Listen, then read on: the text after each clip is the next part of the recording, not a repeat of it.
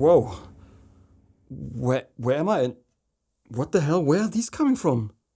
Anyway, this video is for anyone out there who's scared to get out and do street photography, especially if you're worried about running into legal trouble. How do I get rid of these now? Welcome back to the channel and to this new video. This episode is inspired by a comment one of you left under one of my videos.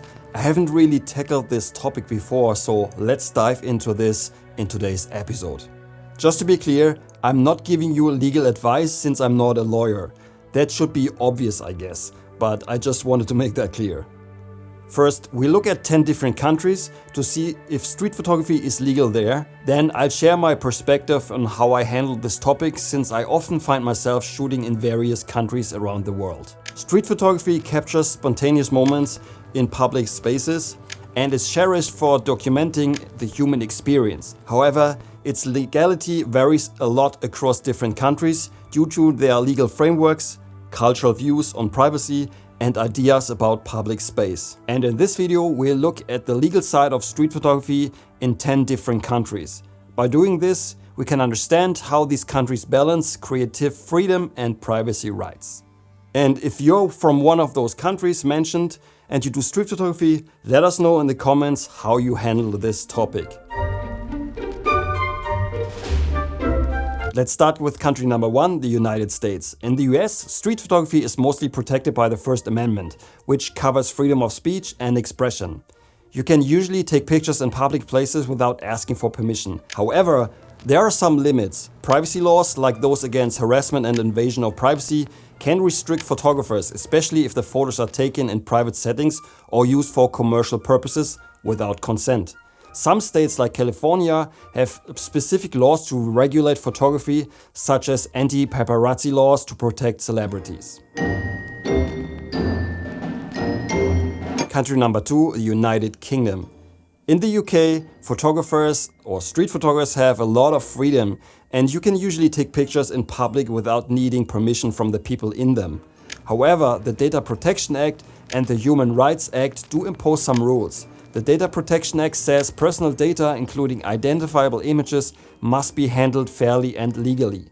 The Human Rights Act, on the other hand, stresses that respect for private and family life, so photographers need to be mindful in the context and avoid intruding on personal privacy, especially in sensitive situations. Let's talk about my country, Germany. Germany has strict privacy laws that really affect street photography. Under German law, people have the right to their own image, meaning photographers need to get permission before publishing photos of individuals. This applies even in public spaces where people can expect some privacy. There are exceptions though, like for public events or when the person isn't the main focus of the photo. However, the emphasis is strongly on protecting individual privacy over the photographer's right to free expression. But to be honest, it's not all that clear-cut, because as an artist, you do get a bit more freedom. It's pretty complicated, but more on that a little bit later. Number 4, France. Like Germany, France has strict rules prioritizing personal privacy. According to the French Civil Code, you need someone's consent to publish their photo. This law is strongly enforced even in public spaces, so photographers have to deal with getting permissions, especially when they want to use them for commercial use. High-profile legal cases have highlighted privacy concerns, making France one of the tougher places for street photographers.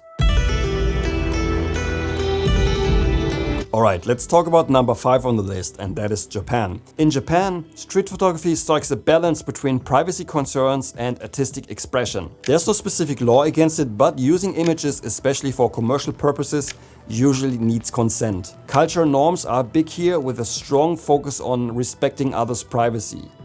Photographers generally avoid taking identifiable photos without permission, following societal expectations as much as legal rules. Country number 6 is Brazil. The legal rules around street photography are not as clear-cut as in some other countries. While there are privacy laws like those in the Brazilian Civil Code that protect people from their images being used without permission, but how these laws are implied can be quite uncertain. Enforcement often varies case by case, which can leave photographers a little bit unsure. Despite this, street photography should generally be doable, though depending on where you are, you might be more concerned about keeping your camera safe from theft.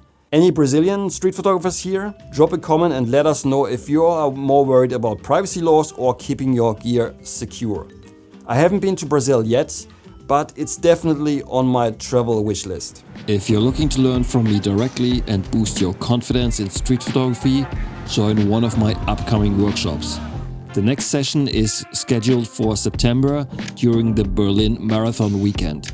To stay informed about future meetups and workshops, sign up for my free newsletter and you will receive 2 Lightroom presets as a bonus gift. Country number 7, India. A country that is certainly very popular for street photographers to visit. In India, street photography is allowed, but the legal landscape is changing due to the increasing digital privacy concerns. Laws like the Information Technology Act and the right to privacy, upheld by the Supreme Court, affect how photographers can use photos. While taking pictures in public is generally okay, using them without permission, especially for business reasons, can lead to legal issues. The balance between public interest and privacy is still being figured out in both legal and social settings. Alright, let's talk about one of my favorite places for street photography, and that is Thailand. In Thailand, street photography is usually okay in public places without needing people's explicit consent. But photographers need to be aware of some legal matters. Using photos in the wrong way, like causing harm or invading privacy, could lead to problems, especially in sensitive situations. This shows how Thailand's laws are evolving to balance artistic freedom with people's rights, stressing the need to respect local customs and legal rules when taking street photos. Alright, let's move down under and let's talk about street photography in Australia. In Australia, you can generally take photos in public places, but there are rules under harassment and nuisance laws. The Privacy Act also covers using personal info like photos. Street photography is mostly free and easy, but photographers should steer clear of anything that might seem like stalking or harassment. And if you're using pics for business, getting consent is key. Last but not least, number 10, China. Taking photos in public is usually fine, but the government in some places like China has strict rules to keep things under control and protect state security. Photographers can get in trouble for taking or sharing pics that are seen as harmful to public order or state secrets. It's all part of a system where they control what gets out. Honestly, I don't get it how street photography could be a threat to public order or state secrets, but that's just me. When I was in Hong Kong, snapping photos was okay, but I don't think Hong Kong is a good example of what it's like to shoot street in mainland China, a place that I definitely need to go one day. Now, what's the conclusion?